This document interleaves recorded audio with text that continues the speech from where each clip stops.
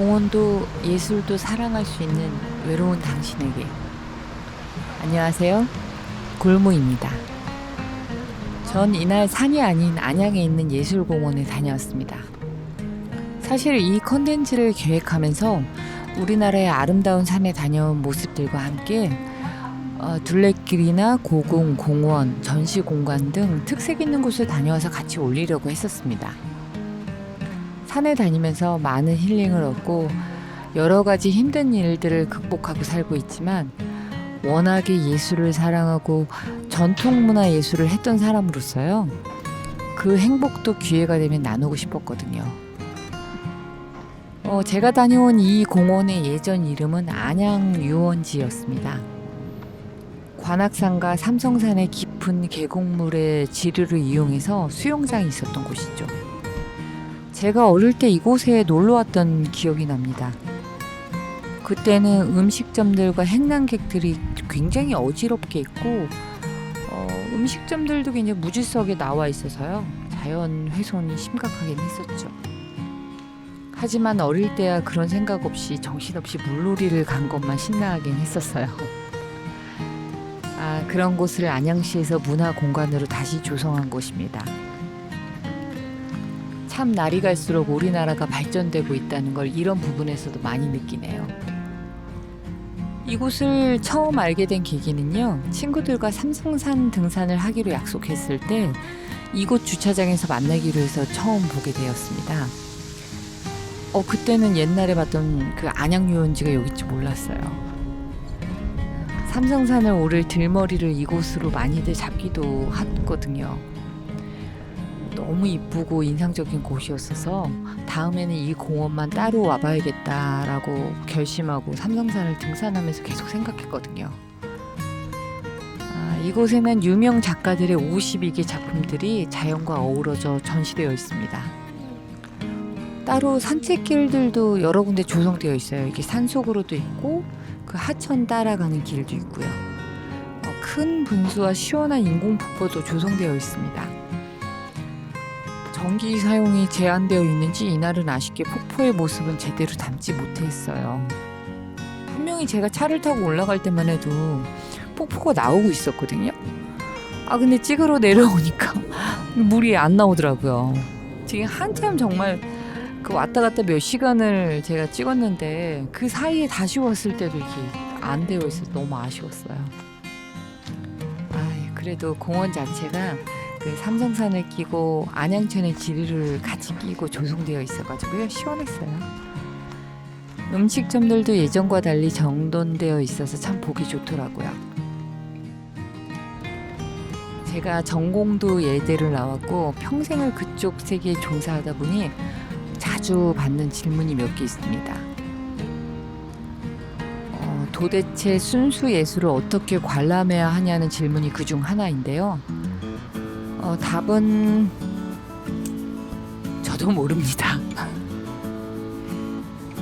제가 국악 분야는 당연히 좋아하고요.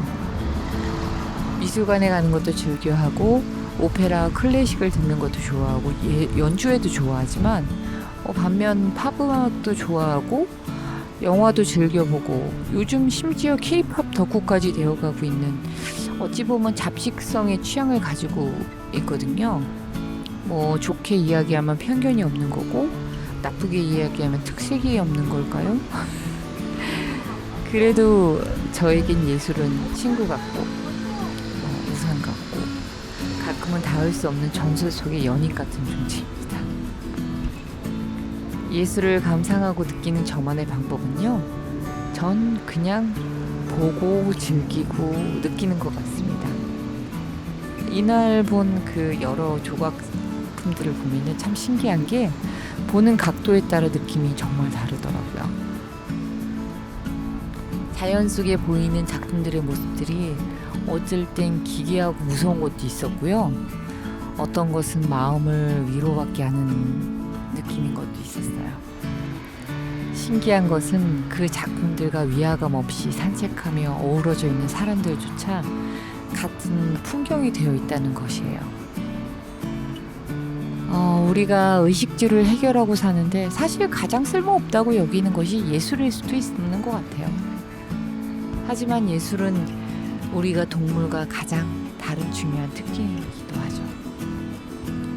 어느 순간 제가 천재도 그리 재능이 뛰어나지도 않다는 걸 느꼈을 때 전 이 길을 계속해 하는 것이 참 괴로웠습니다. 꽤 오랜 시간 그랬어요. 하지만 현실과 타협하면서 자그마한 것의 가치를 찾고 내가 가지지 못한 것에 좌절하기보다는 내가 할 수 있는 것과 해내고 있는 것에 감사함을 느끼고자 노력했던 것 같습니다. 물론 지금도 여러 가지 대상으로 인해 쉬고 있고 또 다른 인생을 살고 있지만 지금도 이런 생각을 이어가고 노력하는 중입니다. 제가 세상을 그리 오래 살았다고 생각하지 않습니다. 그렇지만 중년이 되는 나이가 되고 나니 남은 생이 그렇게 길다고 느껴지지도 않네요. 중년의 나이가 되면 어느 정도 모든 것이 안정이 될 줄 알았는데 오히려 더 큰 시련과 고난이 닥쳐오기도 하더라고요. 그리고 참 사람이 결국은 어떤 자리에 있든 누구나 외롭다는 생각을 많이 했습니다. 작년에 제일 많이 했고요. 올 초에도 이런 생각을 참 많이 한 것 같아요.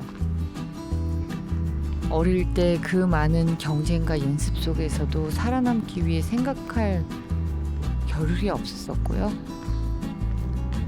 내 가정을 지키기 위해 노력하느라 정말 괴로운 틈이 없이 바빴던 생활 속에서도 그 예술가는 필연적으로 외로운 직업인 것 같다는 생각을 많이 했습니다.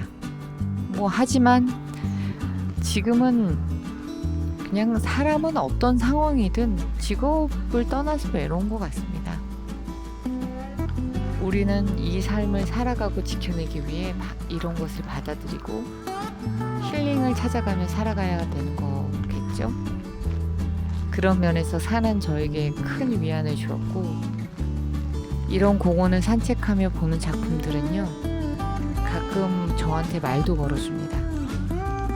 미친 사람 아니고요. 네, 그런 생각을 한다고요.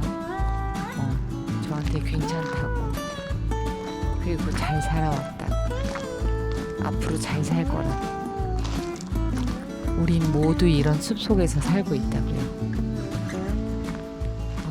그 느낌은 산에서 마치 제가 느끼는 바람과 냄새, 꿀맛 같은 휴식에서의 행복감, 정상에서의 뿌듯함, 모두 누군가 저에게 줄 수 없는 제가 제 발로 걷고 보고 느끼는 행복감입니다. 한 명이라도 누군가 저처럼 힘들었고 외로웠다면요, 꼭 해주고 싶은 말이요. 외롭지만 당신은 혼자가 아닙니다. 그리고 앞으로도 괜찮을 거예요. 우리 옆에는 아직도 많은 좋은 사람들이 있습니다. 그리고 우리가 한국인이기 때문에 또한 사람이기 때문에 느낄 수 있는 자연과 예술도 당신들을 기다리고 있습니다. 그리고 항상 하는 마지막으로 내 소중한 소라, 우리 앞으로도 잘해보자. 나도 계속 노력할 테니까 내가 언제나 너를 응원하고 믿고 사랑한다는 걸 잊지 말아줘. 그럼 오늘은 여기까지 할게요. 좋아요 눌러주시고요. 구독까지 해주시면 너무 감사할 듯 합니다. 어느 연예인이 자기 구독자는 600명이 안 된다고 실망하더라고요. 유튜브에 보니까. 헌데 저는 100명만 돼도 산에서 춤추는 영상도 올릴 수 있을 것 같아요. 그럼 다음에 또 봬요.